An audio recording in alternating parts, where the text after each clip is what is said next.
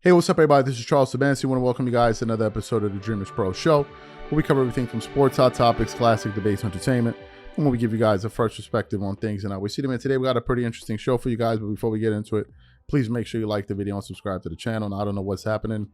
We're shooting this show, and all of a sudden the sun from heaven is shining into the studio. I don't know what to say, but I'll take it as a blessing. But anyway, let me get into this topic here. So this morning seems to be a pretty slow day in news, not really much to talk about, but I came across a podcast from ESPN called The Hoop Collective with Brian Windhorst and a few other gentlemen on the podcast. A pretty long segment, about a 50-minute plus show. So I was listening to it because it was centered on what was happening with the Los Angeles Clippers. So I was very interested to hear some of the things that they were saying in this particular podcast.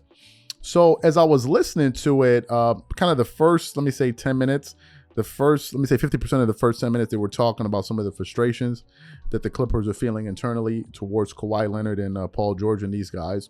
But then in the second half of that first 10 minutes or so, they started talking about the financial implications of why continuing to hold on to both Kawhi Leonard and Paul George is a really bad thing. And also, they were talking about some of the new provisions that were put into the new CBA, the collective bargaining agreement, that really is going to come down hard on teams that spend a lot of money because they're going to implement a hard cap. And the minute you begin to go above that cap, the penalties to go into the luxury tax are going to be absolutely immense. I think they're doing this to ensure that teams cannot simply outspend other teams to championships. Is something that I'm also noticing in Formula One. Formula One now, they have like a cap on the amount of money you can spend. So whereas teams in the past like Mercedes and these guys can just throw money at any problem that they had, now you have to work within the given cap that you have to use. So we're also witnessing it here in the NBA. Some people have said they also do this to cap out player salaries, whatever.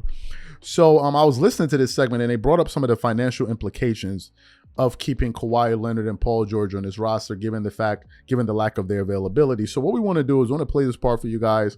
I think they gave some pretty interesting information that I'm sure a lot of you guys are going to find to be quite enlightening, and then want to come back and continue with the show. So take a listen what they said here in this particular report. Take a listen to that.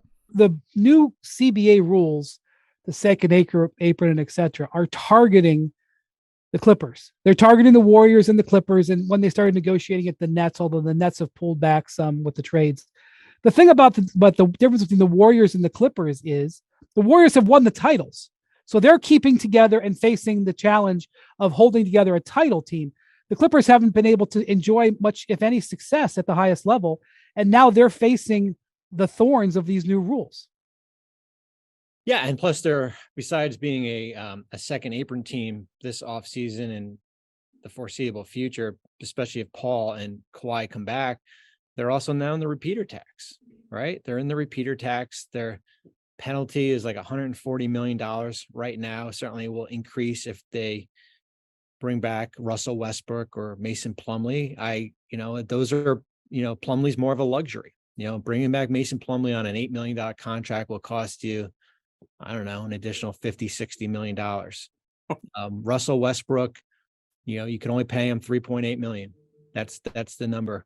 And you're right. I mean, you started to see it on Monday where even teams that were skirting the apron and luxury tax, Atlanta, essentially made a salary dump because of where these new rules are coming. And they basically prioritize some of their younger players, whether it be Sadiq Bey and DeJounte Murray, to try to sign long-term and move John Collins. And Ohm's right. I mean, the Clippers have a hard decision, and there's probably going to be, the days of just writing a blank check to both guys, I think it's over.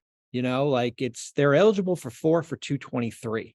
It's a huge number. It's like 60 plus in the last year. And there has to be a compromise here. And I feel like we're getting into a little bit of a trend where organizations are kind of like backed into a corner. You can't lose them for nothing, but you don't want to pay a player the premium. Dallas with Kyrie, Philadelphia with Harden, two players like that where, yes, they're $47 million guys, but hey, can we get you for 35 and we'd still have our non-tax mid-level exception available to go out and get another player here. And I'm fascinated. Kawhi can extend in July, Paul not until September. As far as what they do, because it's a $48 million player option for next year. That's a big number. That's a big number. And I think you saw it with Chris Middleton, who declined his $40 million player option. There's got to be something waiting for you out there before you to go out into free agency. But the Clippers are at a big crossroad because it's been the what if factor for the last 3 years. Bobby, do you feel like the Clippers are almost like I don't want to say guinea pig, but they could be like the trendsetter here for teams that are going to be in that second apron of like, how do we compete economically to win a championship, but also don't screw us over for like years to come? Well, I would say Phoenix is definitely not the guinea pig to all this. Yeah, it's, even Golden State, as much as, they print money and Joe Lacob, let's face it, the Chris Paul Jordan Poole deal was more about getting years 2, 3, and 4 off the books. And Chris has got a non-guarantee for next year here. And I think, where the Clippers are, it just to keep the roster together, and they're faced with a big decision because they've got Eric Gordon, whose contract is about to become guaranteed on Wednesday.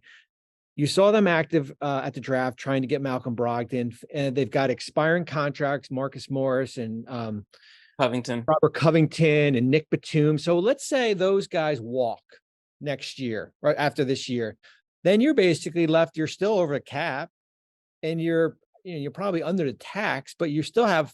What else do you have to go out and kind of add to your roster? You have to basically kind of take that Miami approach where you're really kind of where you're bargain shopping. So you heard what they had to say, right? You heard what they had to say. I think this part is absolutely crucial because we don't spend enough time focusing on the financial implications of the teams that we follow. We just think, oh, I want my team to win. I want my team to win. Bring this guy, bring them back, bring them all back, without factoring the money aspect of it.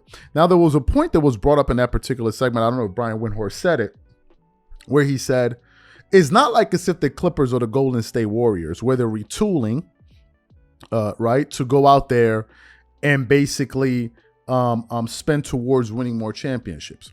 Now, Steve Ballmer perfectly explained how championships impact the value of an NBA team, and it talks about how he's able to charge more for those suites, how you're able to raise the price of tickets when you're a championship team, just one championship. So you can just imagine why the Golden State Warriors are able to spend all of this money, because the value of that team is growing. And I believe that they're the most successful. I think the Golden State Warriors are the most valuable NBA team with a net value of about $6.7 billion. You better believe that those championships during this dynastic run that they've been on contributed to that team's net worth ballooning like that. In the case of the Clippers, I think the Clippers have to make some serious decisions here. And we got to look at their books for a second. If we look at the Clippers payroll going into next season, I'm getting this from basketballreference.com. Let's just look at some of the salaries that they have on their books. And we're going to look at some of the salaries that are expiring the following season, with the exception of Kawhi Leonard and Paul George, who have a player option for next year. So Paul George for the 2023-2024 campaign is slated to earn $46,640,000.84. And $84, whatever. Kawhi Leonard is also slated to earn the exact amount of money. The Clippers have a total spend of $202 million. Kawhi Leonard and Paul George roughly account for basically 40% of that.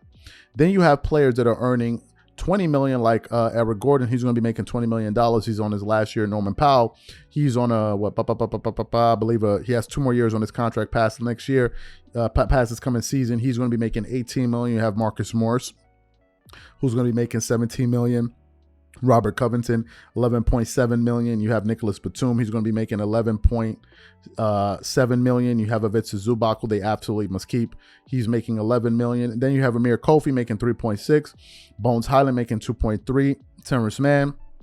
I see you, Terrence Mann. Terrence Mann is making $10.5. The year before he was making $1.9. Good for him. Jason Preston, if I'm not mistaken. And then you have Brandon Ball and some other guys, right? So that's the amount. That's what these guys are paying out. Now just look at how much money they're spending on Kawhi Leonard and Paul George. Then factor in the total amount of games that they miss. Let me ask you guys a question. If this was your team, would you consider these 2 players a smart investment? No, really. Would you consider these 2 players a smart investment? Well, obviously you wouldn't. Now, next year, they have a player option. Get this. Their player option next season is for $48.8 million each. Each. You also have to factor in that these guys are going to be getting older. You also have to factor in the fact that these guys are planning to move into their new stadium in the next 2 seasons. The question then becomes, are you ready? Are you ready to psychologically offer these 2 guys 2 more long-term contract extensions, given the lack of availability that they have displayed over the last few years? Are you willing to do that? If it's me, I'm not. And I think the Clippers are closely looking at it. You cannot double the risk. You can have 2 supermax contracts on 2 guys that are basically never there when you need them. You can have 1 guy like that, but you cannot have 2. You can't have 2. And you also can't give them the benefit of the doubt because somebody said, well, what about LeBron and AD? They also have injuries. But the difference is they won a championship with the Lakers. Have Kawhi Leonard and Paul George won a championship for the Clippers. So you cannot give them that grace or that benefit of the doubt. So to me, this is something that needs to be taken into consideration. And the Clippers are guaranteed to pay Kawhi Leonard and Paul George $170 million over the next 2 years. Guaranteed. They need to pay those 2 guys that money. So the question is, do you wait till next season, wait for them to pick up their player option, or not pick it up and then just walk? Do you sit down now and try to offer both of these 2 guys an extension, where one of them, I believe, is eligible for one in the summer and one at the end of the summer? Or do you find a way to trade either one of these guys or trade the both of them? And this is where you remove your emotion out of it. And you got to look at the history of what you've been getting from these guys. So to me, I think it's going to be a pretty interesting summer. And I don't think they're going to bring back the 2 of them. I think one of them leaves.